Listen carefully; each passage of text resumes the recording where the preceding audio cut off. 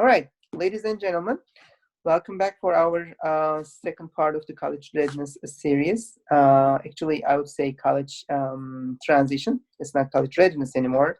You got acceptances. You made your deposits. You are all set with your application process. Now you're a college student. The moment that you make the deposit, you can consider yourself as a college student. So it's great for you, and we are very proud of every one of you guys. Believe us, it's a great thing.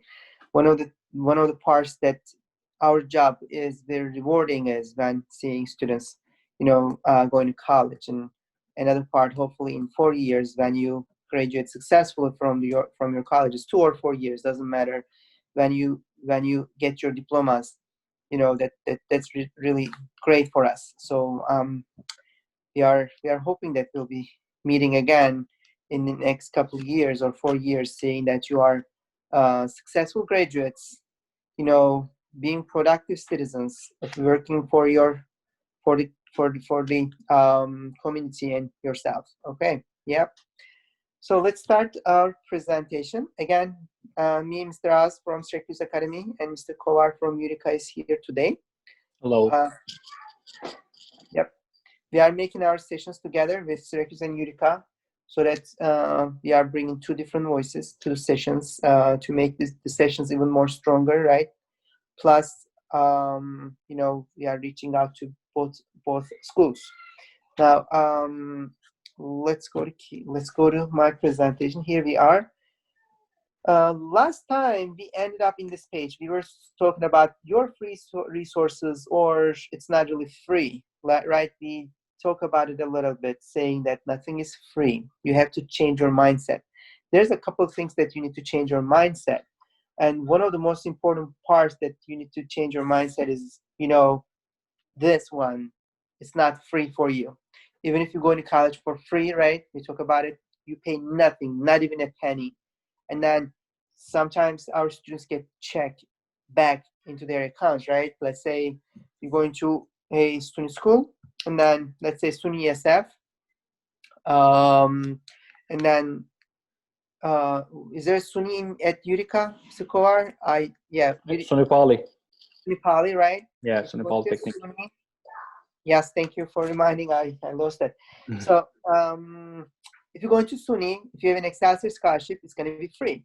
And if you're commuting, right, then there's a high chance that you're getting a couple grants check in the mail. But if you're only commuting from home, right, and then if you go to SUNY, that's a great opportunity. You don't have to, but even if that's the case, you don't say, I'm getting paid for going to school. Like, you don't have to think that, but don't say it's free.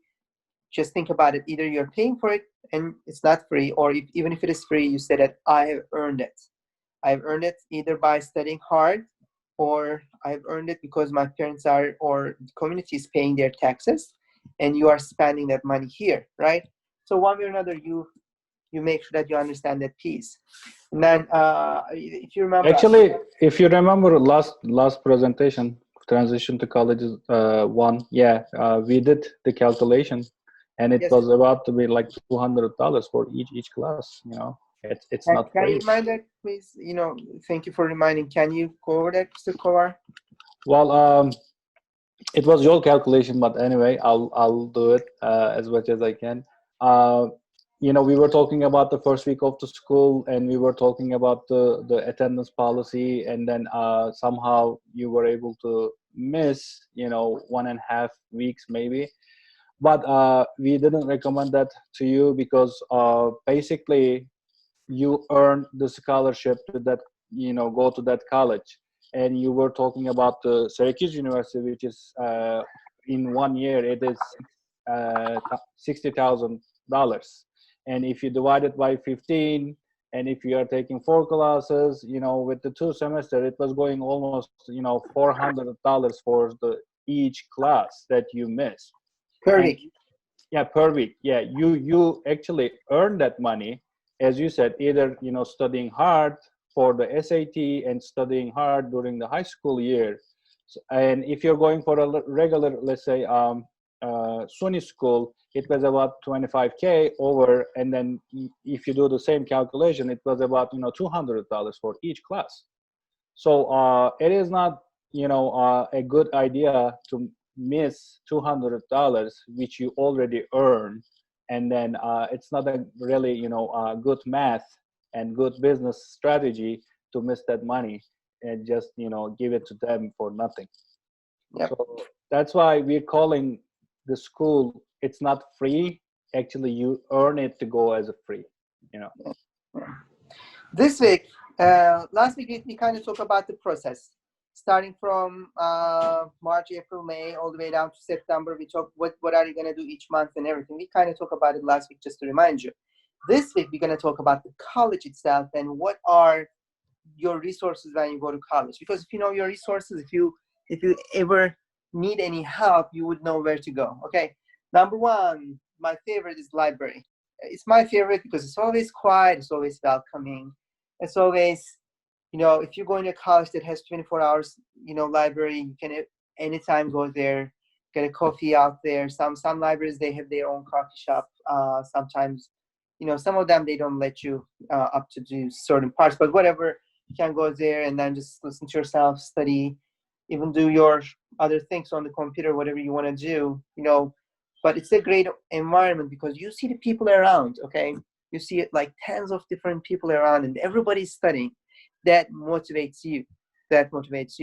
If you see them the first time during the final week, you feel bad because you see everybody studying and you didn't do anything. It kind of makes you feel bad, but don't focus on that part. Focus on the part that you say, okay, now from the first week, you go to the library, seeing other people makes you motivated, and you're going to say, okay, I'm going to spend more time here. That kind of helps you a lot. So this is a great place to study. And then every college has library. Except maybe online schools, right? But, if you're going to a real campus, every college has a library, and every library has its own study tables. They have their own group rooms that you can reserve with a couple of your friends. And then you get there and then you study with your friends. You can lend books. You can lend so many books, 5, 10, 15 books. You can lend them. If you need a book and they don't have it, they'll order it for you. They have kind of a network, right? Let's say you go to Syracuse and then there's a book you wanted and Cornell has it. So if they are in the same network, right? Syracuse everything is electronic. They don't even make anything manually. A request goes to Cornell ships it to Syracuse. You grab that book 2 weeks or 3 weeks later, you put it back, it goes back to Cornell. So it's not necessarily just like only 1 million books that is physically being held in your campus. They have millions and millions of books because of this networking system. And sometimes they even make the connection between the city library, and I'm sure that you are already a member of Syracuse City School, Syracuse City or Onondaga County Library System, right? Or same thing for Utica. So somehow, Oneida, right? Yeah. So somehow you have multiple resources that you can get a lot of books. The only books you cannot provide from the library is the textbook, and it's the most expensive one. That's correct. And while we were talking about financial aid, we kind of covered that. Never buy books brand new, unless it's a brand new edition, or they have a CD, or it comes with an access code. Sometimes the teachers need those access codes, and then if the book is used, then you're not going to be able to get that free, not free, but the access, right? So that's important.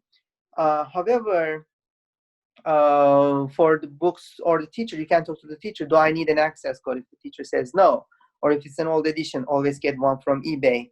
Now you can sometimes lend it. Okay, lending is always cheaper. Only time that you really don't want to lend any book is when it's a foundational book for your own major. Let's say, right, I graduate from counseling, correct? DSM-4 or DSM-5 is right now. That's the diagnosis for all the mental disorders, everything. That's counseling's Bible. You cannot lend that book. You have to purchase it, right? Whatever the major you're going, like some of the books that those are really necessary, you have to purchase them. Other than that, just if you want to lend it, it's cheaper. OCC has this what they call box of books, right? So you pay only $20 per credit. So they lend you all the credits, all the books, all the textbooks. You return them at the end of semester. Same thing, but it's much cheaper. Lending is even expensive. I guess OCC is kind of supporting with some grants so that you have access to all the textbooks. Anyway, so look for alternatives. Don't go just into the Barnes and Nobles and, oh, I need these 5 books. Let me get the brand new shiny books. Okay, it's going to cost you a lot of money. I mean, if you want to spend money, it's your money, but I mean, I wouldn't do that, right? And Anything? there are some programs like step. Sometimes you can also ask for them, and sometimes they either bought it before, so they can lend it for you if it is not in the library or somebody already lent it, so you are not able to access it. They do have some type of programs also, like outside of the library, like step. They also provide calculators, books, and if it is needed, like they might even purchase it and for you, and then you can return it back when you're done with it. So not only maybe it might not be the only library program, but there are some other programs in the school, so that you can go and ask for them help, and they will also provide you some sort of help. Yes, thank you. Thank you very much, sir. And the next one is the Academic and Writing Center. Mr. Kovar, would you like to go one by one? You take the next, I'll take the next. Sure. Academic and Writing Center. Well, almost each semester you need to write a paper, guys. Like at the end of the course, almost like even if it's like a couple pages, you need to write it. And most of the time there are some upperclassmen in these academic centers and the writing centers.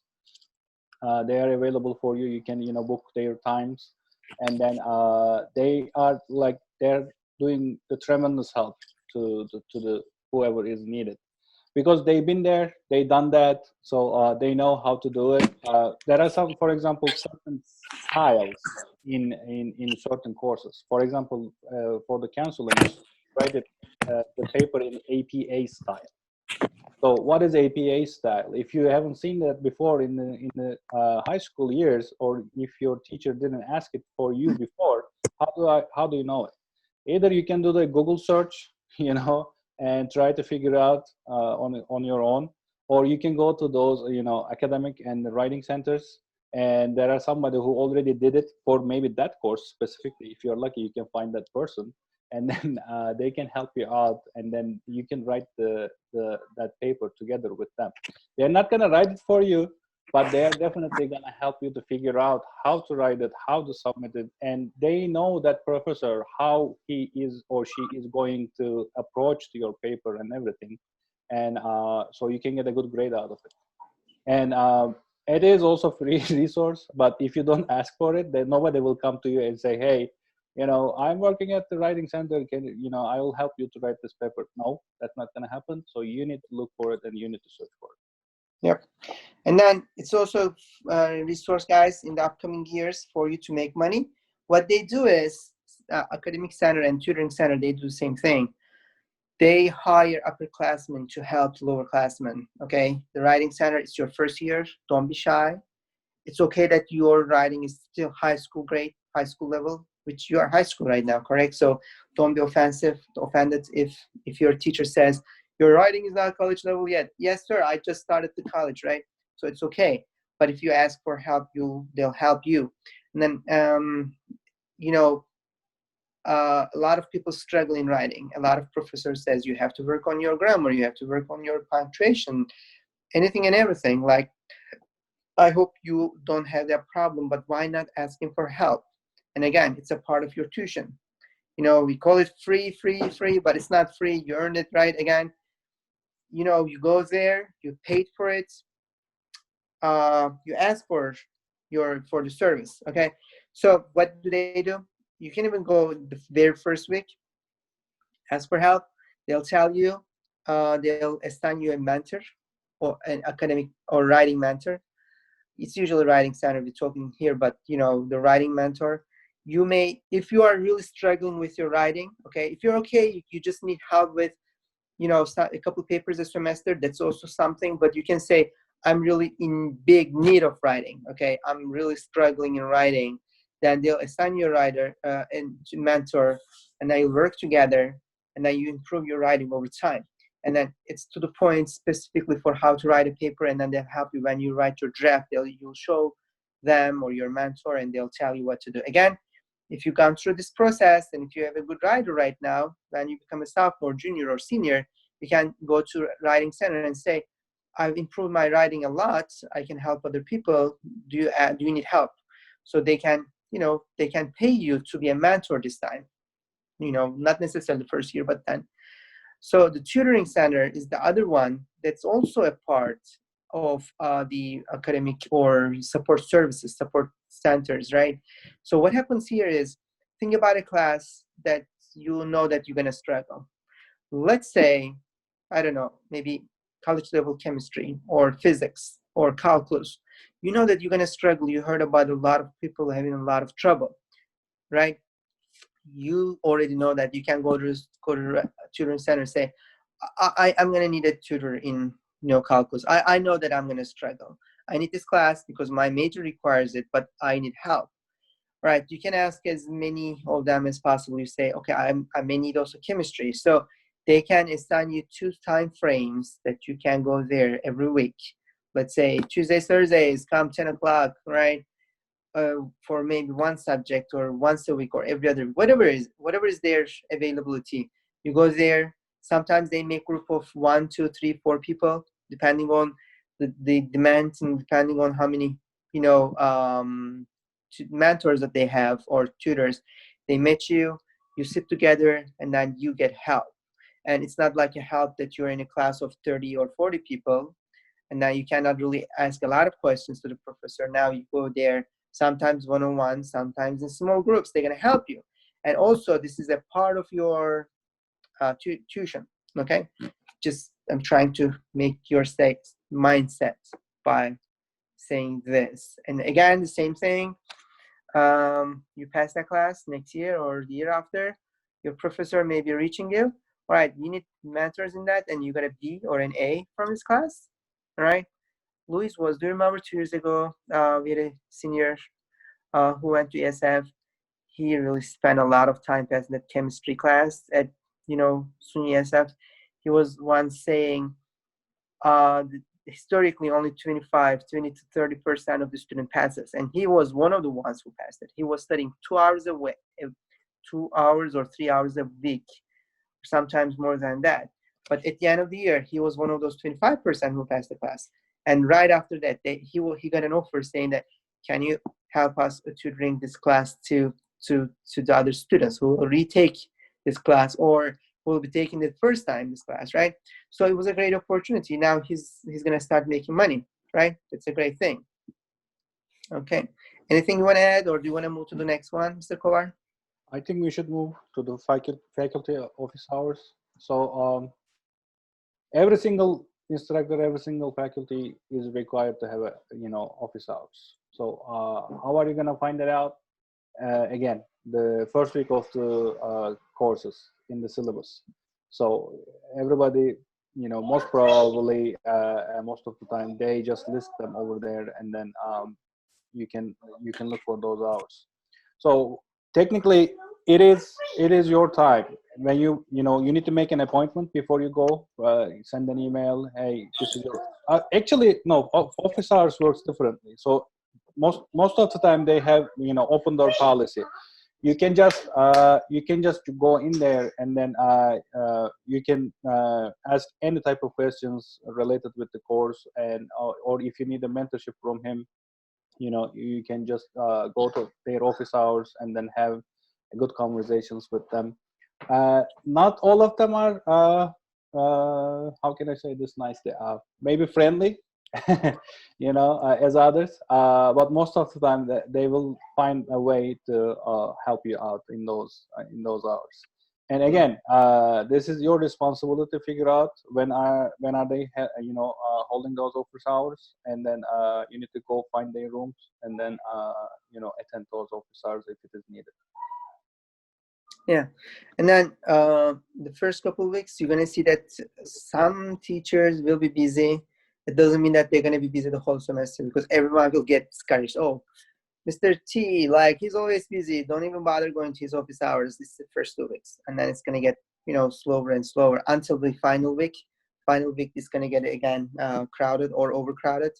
So you gotta be patient. Um, but talking to the teacher, the faculty, like, it's going to help you a lot. They have their, again, in the syllabus, you're going to find out what is the teacher's office hours and what's the location, right? Because again, some faculty will be full-time, some of them are only adjunct professors. Full-time means they are, like, obviously, right, 8 to 5, they're in the building, in their offices, and then they have more office hours and so on and so forth. Adjunct means they are coming to the college only for teaching one class or sometimes two. So they usually put it back to back. Let's say the teacher is teaching a class at 3 o'clock, 3 to 5. His office hours would be 5 to 7.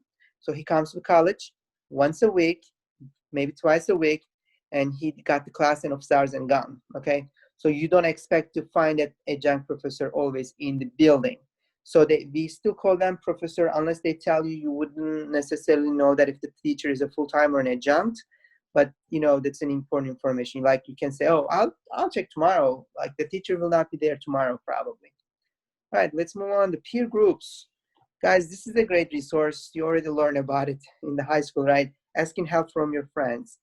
Sometimes, if you're going to live in the dorm, right, sometimes they make one wing of a hallway with the same major students. Or sometimes in the upperclassmen, they have housing, right? Let's say they have this, like, they have a different names, but not the dorm, but they have housing for 20 people, that they try to put the same major people into the same housing or the same building or same, again, same floor or whatever. So if that's the case, and then you would ask for it, right? You can say, I would like to be dorming with my classmates. How's that going to help? Obviously, you're going to know everything from them, even if it's not your roommate. If you're in that, if you have a couple of people in the same floor, right, you can get a lot of help. Or let's say you're commuting, you don't have such a support group, so you can have a couple of your friends say, all right, why don't we meet at the library once a week? We'll talk together, we'll study together. Again, you can reserve a room in the library so that you can study in groups at the library with your friends about a certain class. And then sometimes the teachers, the professors will give you some group work. Obviously, you're going to get together, prepare together. That's also another time that you need to really get support or supporting each other with your classmates. I mean, you can find peer groups all around, so many different formats, but I'm sure that you're going to utilize it, because that's your classmates. That's your, they are also freshmen. They are also sophomore, that's the closest friend to you, possibly, right? Well, if they are upperclassmen, so they can act like a big brother, big sister also. So Yeah. and if you feel comfortable working with them, definitely go for it. All right, academic advisors.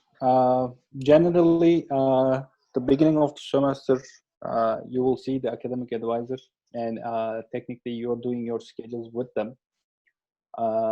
And they, throughout the year, they also constantly checking how are you doing, how well your well is your grades are, and everything. Those are the ones actually who's gonna guide you through to throughout the major, and then as I said, you're gonna do the maybe plan for each semester with them. And then if there is any struggle, or if you want to drop out, drop the course and then take it in the next semester or so, so you're going to be seeing the academic advisor first. And most of the time they are available by appointment. Some of them, they might have also office hours to visit. But in MVCC, most of the time they are available by the appointment. So as I said, beginning of the semester, they are getting busy. So you need to maybe make appointment as early as possible with them, so you can get whatever the courses that you want, and then enroll. When it gets closer to the due dates, they might be overwhelmed also, and you might not get what you want out of them. But always be sensitive. They are also human, and they're working as tremendous hours when the due dates get close, because people have Correct.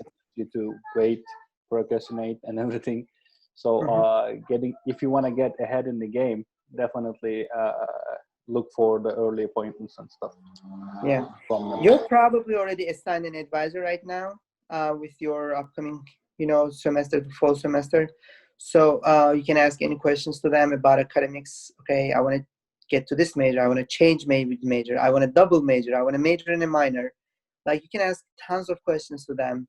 You can learn many details. A lot of times they can tell, okay, it's here in your student handbook, but you can ask the questions, and then this part is confusing. Can you help me with that and everything? You can get a lot of help with them.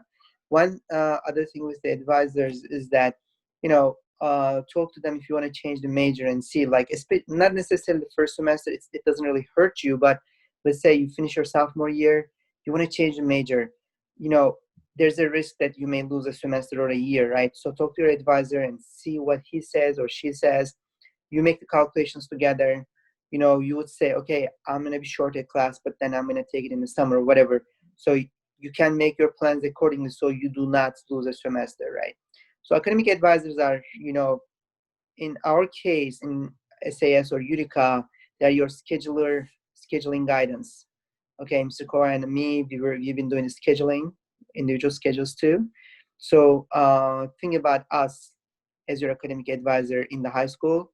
So those are the people that you're gonna need their help. A lot of times, differently, you can pick your classes online. Okay, in the college, you can enroll into the classes online, but you still want to talk to your advisors and say, these are my choices. Okay, after a couple of years, like, you learn everything. Sometimes you just send a list of your classes. These are my choices. How does it look like? Like, if the advisor busy, they can help you with just an email. But the freshman year, sophomore year, until you learn everything, don't assume you know it. Just talk to them. Every time you learn something, guys. Okay. Is it my turn? Your turn, sir? That's okay. College Success Office. There's General, multiple offices. I don't know how. I wasn't sure how to name yeah, this. yeah. Right? That's why I was kind of reading it. It might not be the Success Office in your college. It might be named differently. Yes. But those are the offices generally provide extra help, for you. As I said, step C step, I think it's coming down to the other slides also. They are, for example, considered as a college success office. So what are they basically doing? Step and C step generally focusing on the science related and engineering related areas, and then they have different programs throughout the year. They do, for example, if you wanna, let's talk about the MVCC steps office.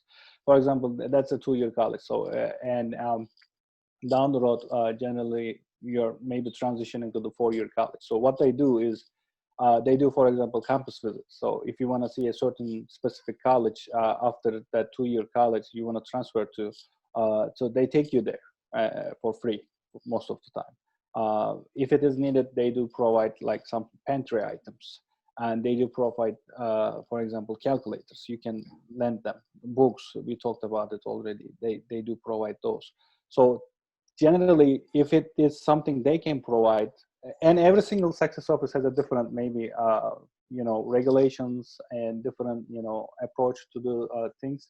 But if you open yourself to them, and they will provide you as much as they can. And if they don't, they will direct you to the other office. Maybe they can provide that. So that's why the communicating with the success office, if it is needed, is so important. and it will get you the tremendous help from wherever it's needed. Yeah. And then a couple other examples, they sometimes have mentorship office. It's like you cannot find it every college, unfortunately, but we'll talk about that in the upcoming slides. Sometimes they have offices for first generation students. Okay. Sometimes it's not the whole office, but there's someone in the advisory program that they are focusing, especially with first generation, first gen students, because it's technically hard for them to make sure that they are top of the game, because they may not have a lot of advice at home, right? So it's a brand new thing. College is a brand new for them, which is a good thing in one way, right? Because you may have got accepted because you're a first generation, or you may have get extra scholarship if you're the first generation. But colleges wants to make sure that you're successful. Or sometimes they have not necessarily like a success office, but sometimes they have ethnic offices, like minority offices, Asian student office, African American student office, so on and so forth. There's a lot of support groups in the building, in the campus. So and again, it's a part of college. Okay, don't say, oh, I'm not going to go there, I don't need their help. Don't say that. Just get as many help as you can. The next one is the Student with Disabilities Office. They also named this so many different things, but it's the obvious one. I put it here. It's the most common one. If you had to get any support during your middle and high school years, in terms of if you had an IEP, if you had a 504, a lot of people forget about them. If you had a 504, you can get a lot of help. So you talk to them.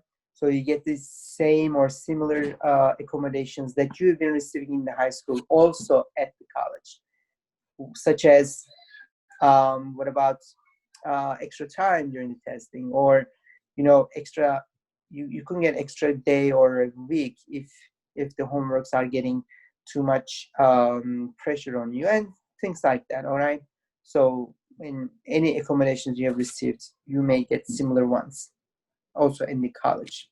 Okay, so these are academic resources. As you say, it's hard to determine or put one thing under something, because some of those items are not necessarily just academic, just social, right? Everything is interchangeable, but we tried our best to categorize them as much as it makes sense to to everybody. Okay, let's move on. Now, there's some individuals that you're gonna find in the campus. They have some sort of power, hopefully, possibly, which will allow you or support you, be an advocate for you in any kind of a trouble, right? Number one, and this is another mindset shift.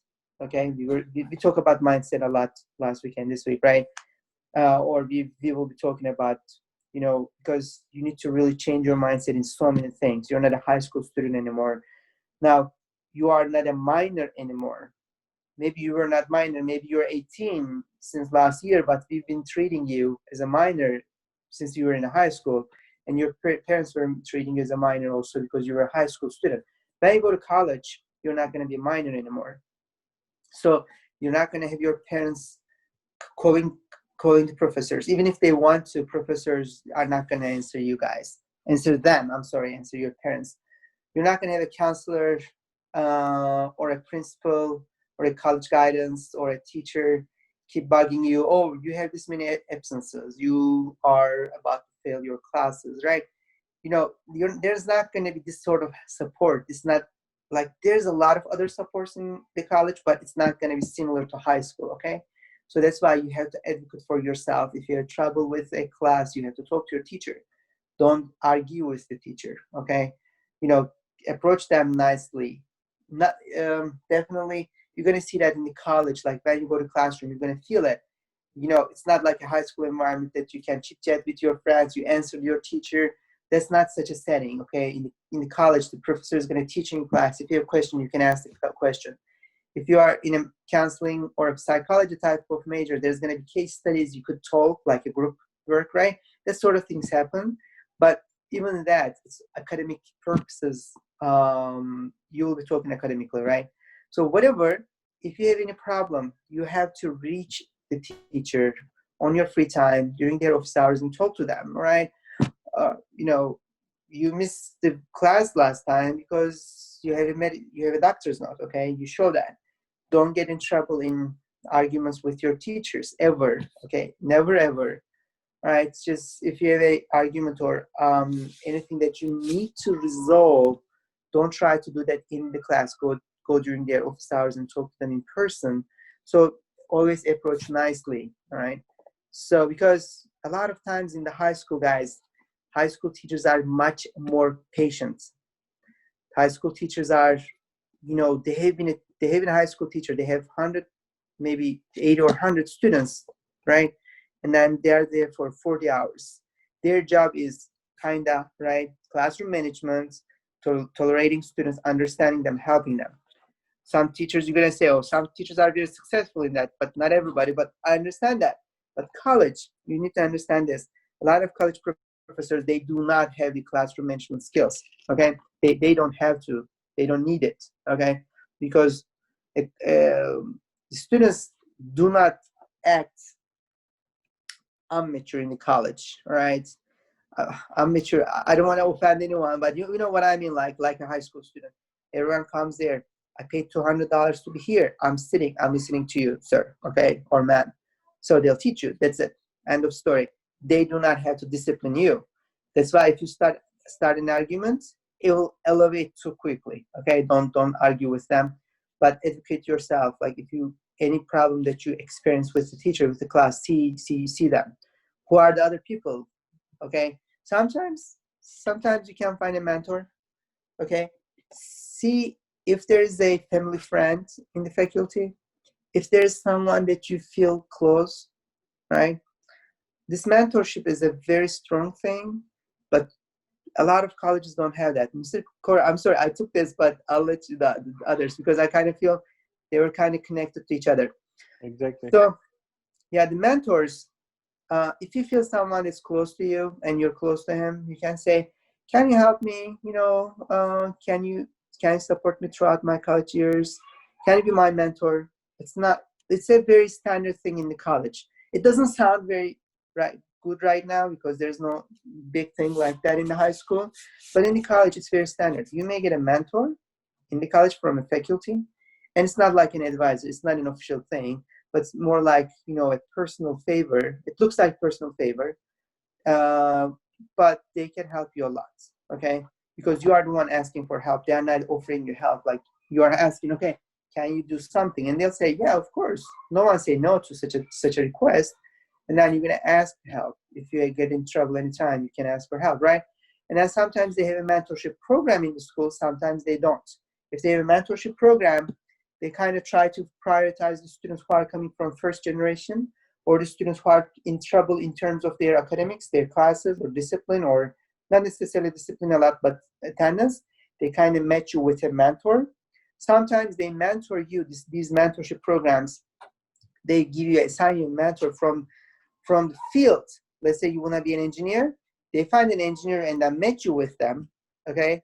But this mentorship program, I didn't see you in so many colleges. It's not very common, but if there's such a program and then they don't reach you because you are not in the priority group, just ask for help. Like you can say, I would like to get a mentor. You can say that because like if you're not first gen, if you're not academically in trouble, they may not even reach you to offer you a mentorship program, but you can say, I would like to have one, especially can you match someone with me from an alumni who's working close by from the major that I graduated. Let's say you want to be a nurse, and then they can match you with a nurse, so you can be in close relation with them, and then, you know, talk to them once a week or every other week, get a lot of support in terms of what's nursing, right? What to do next? How does this nursing exam at the end of the year, the board exam, right? What do they call? I don't remember right now, but whatever. So you can get a lot of help from these people, and then we usually call it mentorship. And it makes sense. Like even if the school doesn't have such a program, if you say, you know, mentor, everyone, it clicks, right? You know, so it's just not in the high school doesn't mean that it doesn't exist. That's what I'm saying. You know, I'm trying to make you shift your mindset, just change it, okay? And dorm assistants. So Kowar, would you like to take that? Well, Let me dorm assistants is use my generally, yeah, throat. dorm assistants are generally the ones who are running where you, if you're gonna stay at the dorm. So, for example, these are important. You know, sometimes they have like it seems that they have little power, but that little power might help you a lot. You know, especially if you're having problems at the dorm, or if there is anything wrong with the anything that there is something that you don't like. So with that little power, they can fix it easily. So that's why having a dorm assistant on side of you might give you like a much more comfortable college life.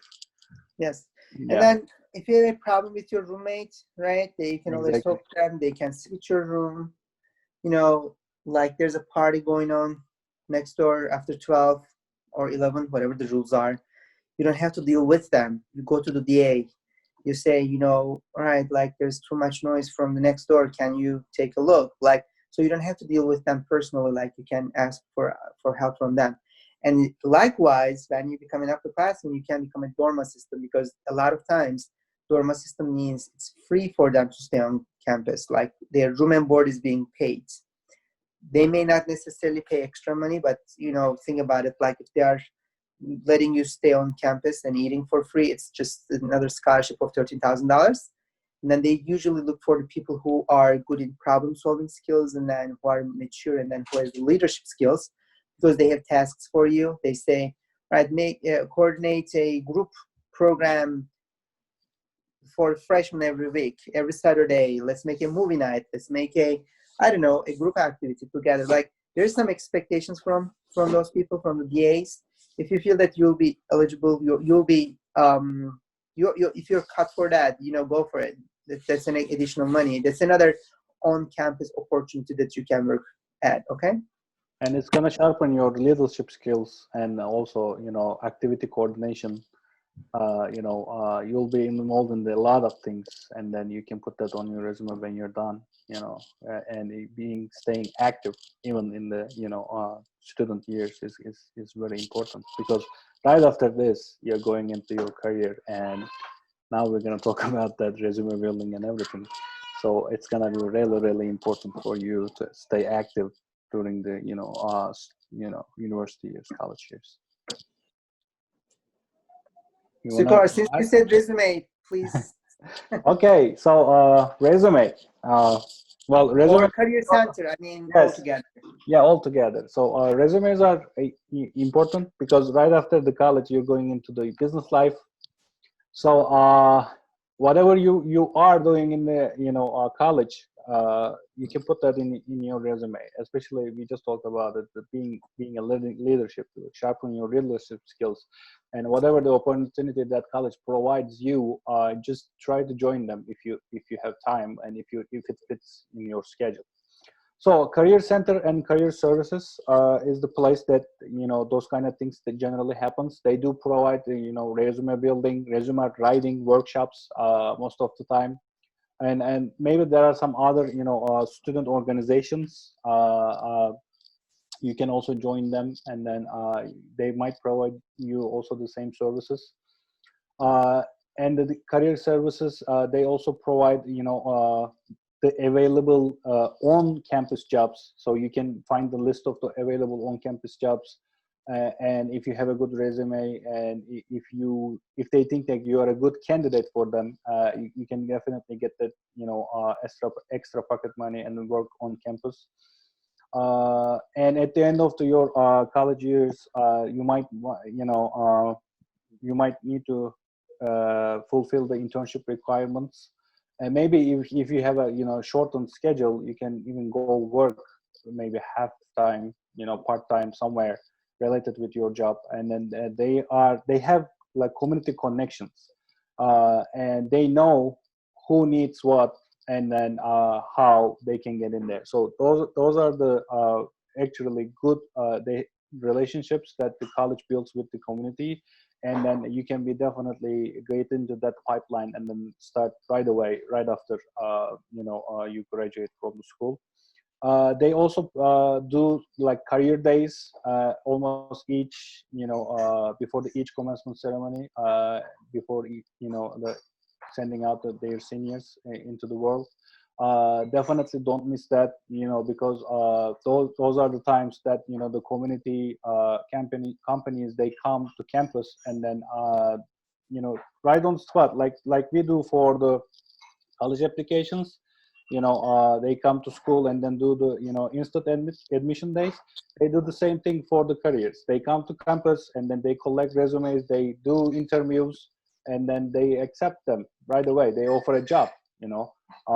Definitely you should have a good relationship with the career services and career center, and then don't miss their, they do send emails also. Don't, do not put their emails into spam, or don't just skip that. Definitely you should be communicating with them all the time, and then find the opportunities for you for the future. And they are a great source. They are a great source for you. Yeah, and the mock interviews also, I don't know if you mentioned about it, they prepare you for the interviews. They have the workshops first about interviews, and then they also make mock interviews that you're gonna suit up. You go there as if you're in a real interview. They ask the questions. They make you feel that you're in the real interview. Okay, they make you feel tired at the end. All right. So again, this is another part I wasn't sure how to categorize, but it makes sense, I guess. I would say medical or health resources. I guess I'll change it to health resources. Okay, that's going to sounds better. A lot of time, if you have an insurance already, that's a great thing. But regardless of if you have an insurance or not in your family or in your out of college life, they provide certain skills, certain services, right? Counseling center is one of them, and it's a part of college. You don't have to pay. And guys, all these services that we've been talking, you do not pay anything extra. Okay, so what you do is you go to counseling. You say, "I need counselor. I need," but not like a high school counselor. You can just literally go there and then get a therapy, like 5 weeks, 10 weeks therapies, and you can talk to the people to any type of mental, emotional issues. Okay, and then a lot of times they'll even be helping you to go through all those hard times mentally. Okay, I guess there's a question came in there. It's kind of okay. Counseling center is most of the time, but if you need a social emotional support, and if you're away from your family, those are the ones you can go and then have a little chat. It doesn't have to be most of the time related with your health and medical. Correct. They are a great support, and they can also direct you where you need to go. Counseling centers, people, most of the time they are available if you need the support from them. And as you mentioned, health services, and these are money savers for you, because you already paid for them. These things are already included in your tuition.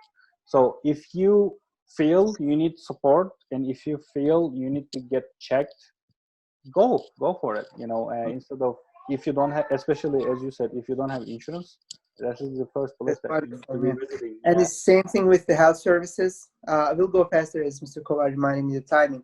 The health services is, think about it like school nurse or school doctor. You don't have to go make an appointment with your doctor or go to an emergency room. If there's something simple and nothing major, you can go there first. And then if you really need to go to a doctor, they'll direct you for that. Okay, I guess we made a lot of, okay. Now, other resources in the college. Now, this is interesting. I really enjoy seeing that. In the last couple of years, I have seen that the food pantries are trending a lot. It's a lot. Like just 3, 4, or 5 years ago, there was no such a thing. What's a food pantry? Some certain times, maybe you're short in your lunch or cafeteria plan. Okay, the food plan, or you are commuting, you didn't purchase any plan at all, but there's this midterm weekend. Now you're on the campus, extended time, you didn't bring any food, you don't have money. What are you gonna do? Guys, there's a food pantry. You can go there and then they'll give you simple food. It's not gonna be like a full meal, like if you were purchasing your food from the cafeteria. Yes, it's not as luxury, but you can get, snacks or breakfast bars and things like that's gonna make you feel that full, right? That's a great thing. It's trending. Every day more and more colleges are offering this. It's a wonderful opportunity. You don't never feel, bad or shy about it. Sometimes they even make this location, not even someone is watching you, like you can go there and then pick something, like grab a breakfast bar. Okay, so it's for you guys. If they don't want you to stay hungry, right? If you're hungry, you're not going to get that in your classes. Okay, financial aid office. This is interesting. Even myself as a guidance counselor, I didn't learn this for so many years. I learned it like a couple of years ago, and I was so surprised, and it makes a lot of sense. They lend money. Let's say you're broke. It's April. There's one more month. You couldn't get any money from your parents. You finish all your foods. You don't really finish the food, but somehow you're in trouble with, I don't know, maybe transportation. You need money, or you really need to do something, purchase something, and you need a little bit of money. And they can lend you a couple grand of dollars. Okay, sometimes $500, sometimes 1,000, all the way up to $2,000, depending on the college, because colleges have their own budgets, right? Maybe they can give you only $100 each time, but they can let you take money a couple of times or several times. Talk to the financial aid office and say, I need money. Can I lend any money? Do you have such a service? Okay, because some schools have that. I can't promise every school has that, but I, I was very surprised and I really enjoyed it hearing that. And there's IT services. And when I was in master's, I was working for the IT services. We were literally fixing the students' computers, right? We were formatting, we were helping them, supporting them. It was giving me extra money. Actually, I didn't get cash, but they were covering a big chunk of my tuition. That was wonderful. So if your computer broke, you don't have to go to Apple. I mean, if it's under warranty, definitely go for there, right? But if your computer's broke, you have nothing to cover that problem, technical or warranty, anything in that manner, go to IT office, okay? Just ask, get their help. Sometimes they have the policy, they don't touch it, but they'll guide you. They'll sit together with you, all right? And they say, all right, now download this malware, download this antivirus software and whatever, okay? They'll help you to go through these problems, okay? And so on and so forth. Okay, I guess we're gonna go fast, but can you, Mr. Kaur, can you summarize it? This kind of, we talk about it, but maybe like if you Yes, want social groups. Yeah, social groups, generally the groups that you came together with the same goal. So generally those are the ones who's gonna make you comfortable in the college, and then generally those are the ones who's gonna be making new friends and everything. Some schools, they have inclusion offices and they do like tremendous amount of social gatherings and stuff when the school starts, especially over the summer. They do a lot of especially for the freshmen, they do a lot of activities, so you can get together, you know better. And most of the time there was a survey about this, and then saying that over that orientations, when people make friends, it goes like very very long time, even after the graduation times. Multicultural Student Advising Center, they do have like almost a club or some type of organization in the school for every single culture. You should look for the one that is interesting for you. They do also some great activities throughout the year. International students, for the international students, they have also similar to Multicultural Student Advising Center, they have similar activities. Greek organizations, Greek life is kind of trending in most of the colleges, and you should be part of it if you can, but you should be also careful to balance with your academics for the Greek life. Recreational services, gym workout, some schools they have like 24/7, and if you are a student for that school, you can go there anytime and then use the gym facilities, and these are, again, you earn this, and they are available for you. You should definitely look for it. if the if you are part of any team, even if it's not like a competition or something, just for recreational purposes, you can play sports, you can join athletics and anything. You should look for those also. And again, these are available in the student centers, and most of the time they have either tables at the cafeteria, so you can join them, especially first week, first couple of weeks of schools. There is going to be a lot of information given out to you. Study abroad office, most of the times when we go to the college visits, they do ask this question: oh, where can I go? What are the options outside of the United States? Well, nowadays there is not too many options, as you know, because of the COVID-19. Every single college kind of suspend their study abroad programs. But when we go back to normal, especially for the SUNY schools, even if it's not at your SUNY school, for example, let's say you're going to SUNY Binghamton, but SUNY Binghamton doesn't have relationship with Italy, and you want to go to Italy, but SUNY ESF has relationship with Italy and the program for the Italy, so you can use SUNY ESF's program to go to Italy, and they have good like a network in between them, so you can use these services for going to and studying abroad. Most of the time people just go there for touristic purposes. They don't really focus on the academics, but that's not recommended, guys, because you are still losing your money for that semester, and Yeah. you're still paying for money for that semester. So if you kind of fail the courses that you're taking at Italy, when you come back you might need to retake them, and it might cause you kind of financial burden. That's why when you plan this kind of activities, you should be really careful, and you should be really language sensitive also, because Italians, they might have you might have a bit language barrier when you go there. They might not be teaching you in English, and you may Okay, guys, I'm gonna ask you only 5 more minutes. This part is also important. Like, I just skipped the clubs, which is obvious, but now I would like to. Oh, this is also another mindset. Okay, and this is important. This is one of the most important parts of this presentation. Okay, the question is: a full-time employee works 40 hours a week, right? But a full-time student takes only 12 credits, and then we still call them full-time. Here's the reason: like, how come you're a full-time student if you're going to college only for 12 hours? Here's the difference. Now think about Algebra 2.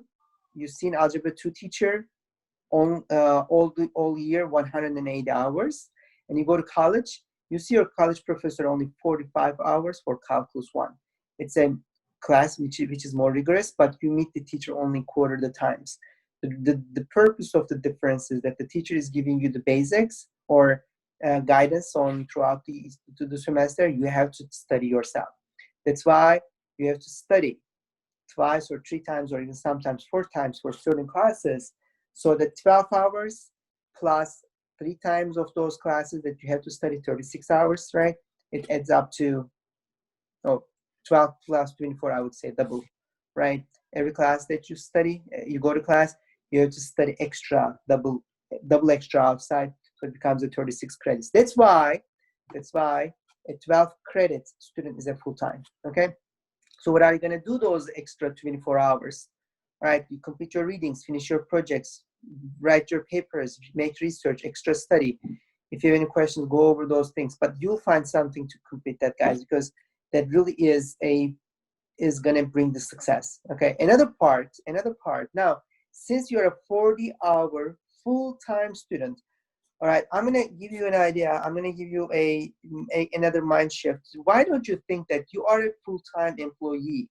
Okay, just think about yourself. You are working for this campus, right? You go to Syracuse University, you say, I'm not an SU student. Just think about it, okay? This is your mindset. It's not the reality, but I want you to think from this perspective. I'm a SU employee, okay? Then what are you gonna do? You're gonna set up your times 8 to 5, 9 to 6, 10 to 7, whatever it is, like, okay?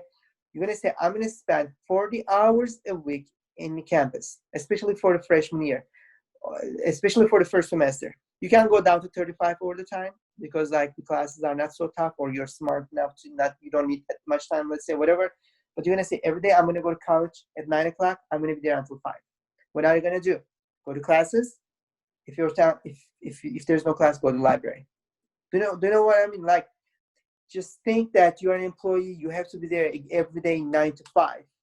Right? And then don't say that, oh, I'll study at home. You're not going to study at home, guys. There's no such a world, okay? Maybe the first day, maybe the second day, maybe the first week. It's not going to continue like that. Go to campus, go to the library, study there. Of course, if there's online distance education, our hands are tied, but please make sure that, like, you can have lunch break, coffee break, club break, but like make sure that you spend as close as possible to 40 hours a week at the campus, okay? That is going to bring you to success. That's why we call the students a full-time student, even if the student's taking only 12 hours. That's your job. To be successful, you have to complete that, okay? And then over the time, you're going to see you don't need 40 hours anymore, but gradually you'll get that, okay? The first year is the year that, this is what they say. If you finish your first year and move to the second year, 60% chance you're not going to drop out. 60%. So which means 60% of the dropouts, or even more, depends from college to college, drops out in the first semester or the first year, okay? So if you finish the first year and then you don't necessarily, okay, we have a new student, but anyway, it's okay. We have a recording. You can listen to that. We are about to finish. We have the last couple of minutes. Now, it's your choice to balance, like to pick something, but our advice is to balance academics, your social life, your personal life, and then think about your future. I'll pass that because I have one more thing coming up. Some other advice: pick your classes wisely. If you're a morning person, right, or if you're not a morning person, don't pick the class at 8 o'clock. Okay, pick 9 o'clock, 10, it's fine. Academic comes the first, socialize next, because you have to be successful first. If you have more time, if your classes are not so tough, okay, join a couple clubs. Pick your friends wisely, spend your money wisely, and then be clean, guys. Sometimes students forget about cleanliness. They forget about the laundry. There's such a laundry thing, right? And keep your values shining. Now, this is just a summary of what we have talked. Now, what if you fall? What if you fall academically, socially, personally, mentally? Like somehow something happened in the campus. It may even happen in the life. It's not necessarily limited to your college life, but people have struggles. You see your parents, yourself, like people fall in the cracks. What are you going to do? All right, number one, this is life. It happens to everyone. Number two, be self-advocate. Number three, ask for help. Number four, know your resources. The hardest thing is probably asking for help, just because of the fact that you can think, oh, okay, no one's going to help me. Or you can say, I don't need anybody's help. But if you ask for help, if you be a self-advocate, most of the time you're going to be getting away from this problem easily. Now, I'm going to just remind you, I'm not going to go over that because we spent 40, 50 minutes about that. If you fall academically, remember your academic resources, we talk about them.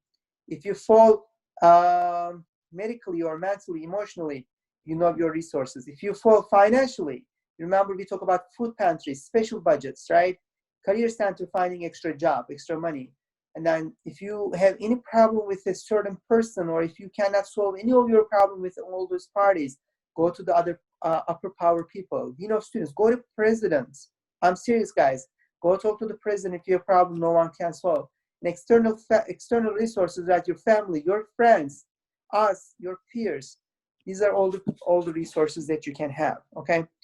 I kind of had to go fast because it's already 3:07 right now. So